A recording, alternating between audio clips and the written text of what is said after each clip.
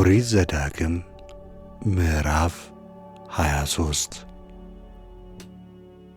ከእግዚአብሔር ጉባኤ የሚለይ ሁኔታ። ፍሬ ዘሩ የተቀጠቀጠ አባላ ዘሩም የተቆረጠ ወደ እግዚአብሔር ቤት አይግባ። ዲቃላ ወደ እግዚአብሔር ቤት አይግባ። አሞናዊ ወይም ሞዓዊ ወደ እግዚአብሔር ቤት አይግባ።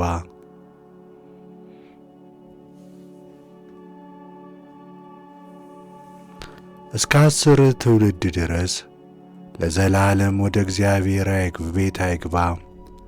ከግብፅ በወጣችሁ ጊዜ እንጀራና ውሃ ይዘው በመንገድ ላይ አልተቀበሏችሁምና ከሜሶጶጣምያ ከቢዖርን ልጅ በላምን ዋጋ ሰጥተው ይረግሟችሁ ዘንድ ተዋውለውባችኋልና።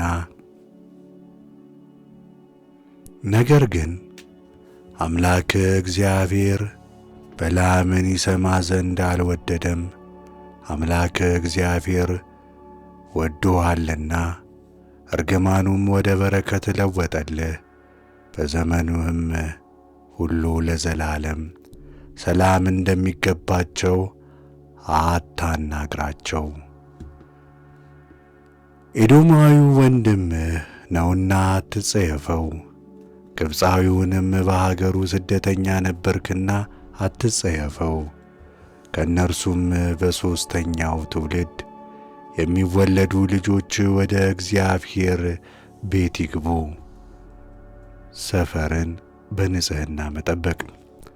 ጠላቶችን ልትወጋ በወጣ ጊዜ ከክፉ ነገር ሁሉ ሰውነትህን ጠብቅ።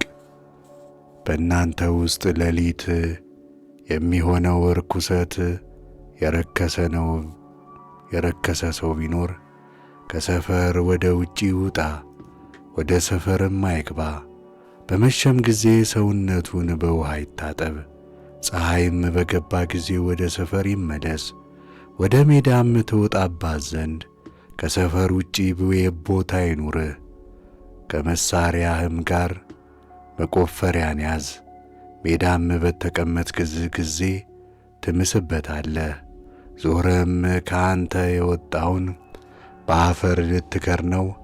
አምላክ እግዚአብሔር ሊያድን ጠላቶችንም በእጅ አሳልፎ ሊሰጥህ በሰፈር ውስጥ ይሄዳልና። ስለዚህ ነውረኛ ነገር እንዳያይብህ ፊቱንም ካንተ እንዳይመልስ ሰፈርህ የተቀደሰ ይሁን። ልዩ ልዩ ሕግጋት።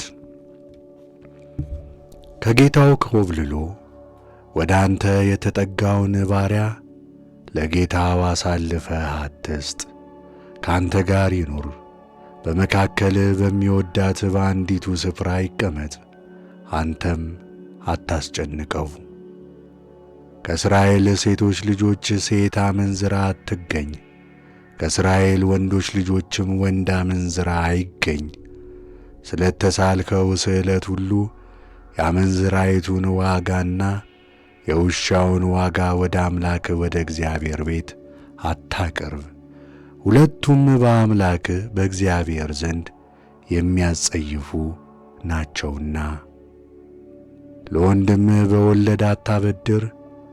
የብር ወይም የእህል ወይም የማናቸውም ነገር ሁሉ ወለድ አትውሰድ። ለእንግዳው በወለድ አበድር። ነገር ግን አምላክ እግዚአብሔር ልትወርሳት በምትገባባት ምድር በሥራ ሁሉ ይባርክህ ዘንድ ለወንድምህ በወለድ አታበድር። ለአምላክ ለእግዚአብሔር ስዕለት በተሳልክ ጊዜ አምላክ እግዚአብሔር ካንተ ፈጽሞ ይሸዋልና ኀጢአትም ይሆንብሃልና መክፈሉን አታዘግይ። ባትሳል ግን ኀጢአት የለብህም። በአፍ የተናገርከውን ለአምላክ ለእግዚአብሔር በፈቃድ ተስለሃልና ከከንፈር የወጣውን ታደርግ ዘንድ ጠብቅ። ወደ ባልንጀራ እርሻ በገባ ጊዜ እሸቱን በእጅ ቀጥፈ ብላ፣ ወዳልታጨደው ወደ ባልንጀራ እህል ግን ማጭድ አታግባ። ወደ ባልንጀራ የወይን ቦታ በገባ ጊዜ እስክትጠግብ ድረስ ከወይኑ ብላ፣ ወደ ዕቃህ ግን ከእርሱ ምንም አታግባ።